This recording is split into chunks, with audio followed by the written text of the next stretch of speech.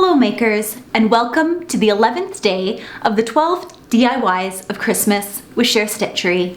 I'm Catherine Harris, and today I wanted to share you one of my favorite ornaments that I like to make. It's these really cute reindeer.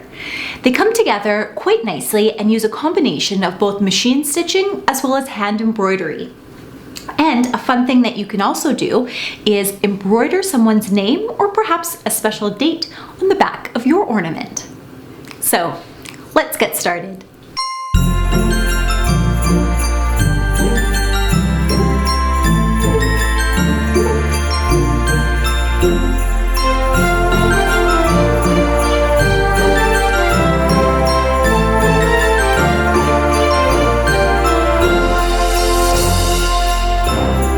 So to start, you are going to get 2 pieces of fabric in the square from the template.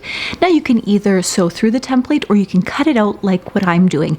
I would suggest cutting it out because it does save your needle, because every time your needle punctures the paper, it is going to get a little bit more dull. So the next thing that you're going to do is you're going to pin that and making sure that the fabric is right sides together, and then you're going to stitch all around the outside, but making sure to leave a hole at the top of the antler and over where the saddle is going to be. So we're going to start, and my suggestion is to leave a shorter stitch length. So I reduced my stitch length quite significantly in this so that I could get nicely around all the nooks and crannies in those antlers, and the stitches aren't going to come apart when you go and turn them.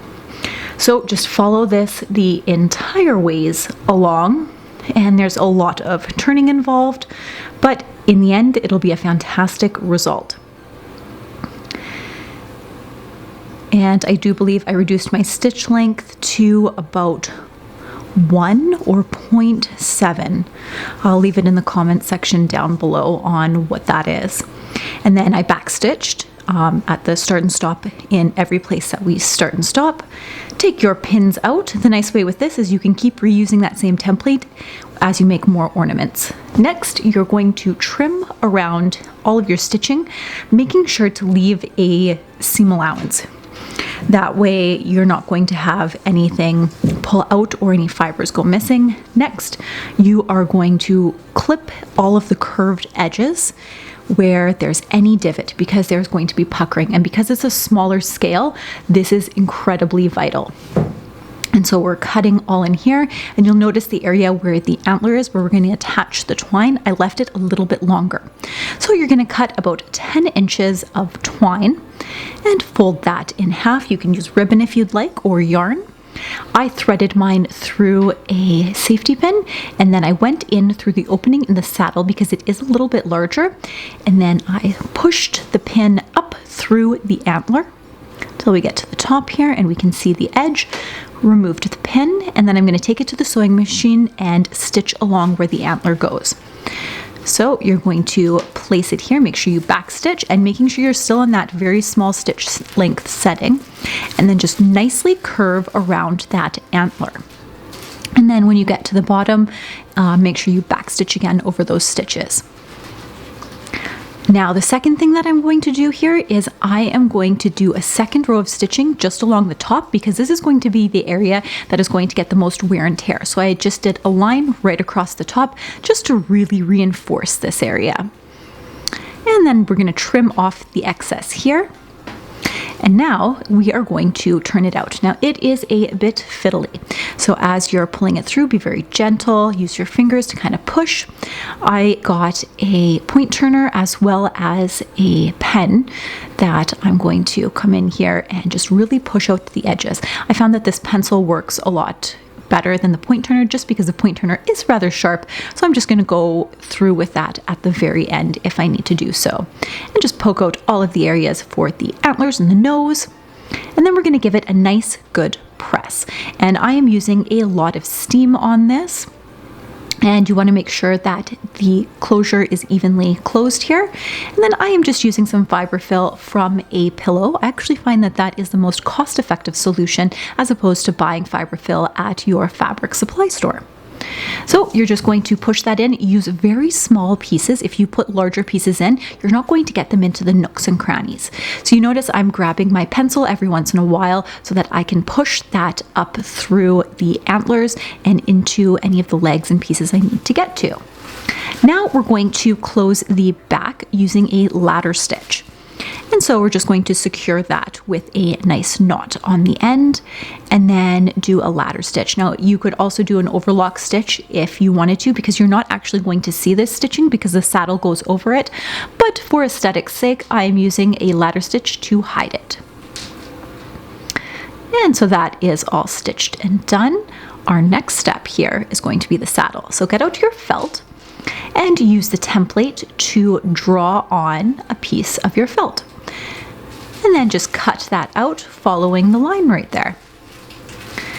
And then I am going to place the saddle on so it's even, and I'm just pinning it in place just so things don't move when I start to hand stitch, but I'll pull those out later. And then you're going to get some double thickness embroidery floss through an embroidery needle. You're going to hide the knot just under the saddle here, and then you're going to start your first blanket stitch. So you go in on the saddle and then you come out through the bottom, and my threads got a little tangled here. I wanted to have it long enough so that I wouldn't have to rethread it and hide another knot. So they're longer than I normally would do. Usually I do it only the length of my hand to my elbow so that threads don't get knotted. And so you poke it through the edge of the saddle coming out, and then you want to go up through that other loop, and that creates the blanket stitch. And when you pull it taut, you want to pull it straight out so that your stitches are getting pulled straight and not on a diagonal. And so this is just a bit of a close-up version of that, going through and pulling it through. And so you can see as I start to go to make it a little easier, I can just pull the thread over my needle. I don't actually have to loop it back, but if you really want to loop it back, just to remember which way you need to wrap the thread makes it a lot easier. So I'm alternating between the two there just so you can see the two different variants that you can use to do the blanket stitch. Now we're going to give him a cute little pom-pom for a tail.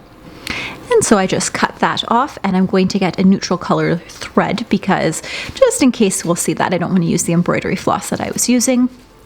And we're going to hide the knot in the pom-pom and then just pop it through the side of his bottom and keep stitching that through. And I did that a couple of times, and then I knot it off and hide the tails in there and clip that off, and he's got a nice little tail. He's starting to really look like a reindeer now. So the next step is going to be putting on the eyes, and I find that the beads work absolutely perfectly for this, and you get quite a few beads for not a lot of money. So first you're going to pop in your needle and make sure that it's a bead needle because it has to have an eye that's small enough to go through these beads. So if you don't have one of those already, don't forget to pick it up when you're at the craft store. And then you're going to pop one bead on one end, and then you're going to pop the second bead on the other side. And then I'm just going up and through the beads about 4 times. So I've got both the top and the bottom done. And there you have it. Everyone, I hope you enjoyed making these as much as I enjoyed sharing them with you. I would love to hear your thoughts and comments on which critter I should make for next year. Maybe we'll keep it as a woodland themed, or maybe you have some other ideas. I'll leave a link to the pattern in the description down below. And if you like this video, please don't forget to give it a big thumbs up. And if you enjoyed this and want to see more makes, please consider subscribing to my channel down below, and don't forget to hit that bell notification. Until next time, makers, Merry Christmas, and let's get our sewspiration on.